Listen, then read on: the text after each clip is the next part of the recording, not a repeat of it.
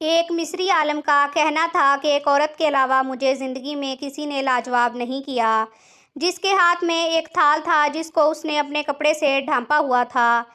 میں نے اس سے پوچھا تھال میں کیا چیز ہے؟ وہ بولی اگر یہ بتانا ہوتا تو پھر ڈھانپنے کی ضرورت نہیں تھی۔ بس میں بہت شرمندہ ہوا۔ ایک دن کا حکیمانہ قول نہیں بلکہ ساری زندگی کی دانائی کی بات ہے۔ کوئی بھی چیز چھپی ہو تو اس کے ظاہر ہونے کی کوشش نہ کریں۔ کسی بھی شخص کا دوسرا چہرہ تلاش کرنے کی کوشش نہ کریں، خواہ آپ کو یقین ہو کہ وہ برا ہی ہے۔ یہ کافی ہے کہ اس نے تمہارا احترام کیا اور اپنا بہتر چہرہ آپ کے سامنے پیش کیا۔ بس اسی پر اکتفا کریں۔ ہم میں سے ہر کسی کا ایک برا رخ ہوتا ہے جس کو ہم خود اپنے آپ سے بھی چھپاتے ہیں۔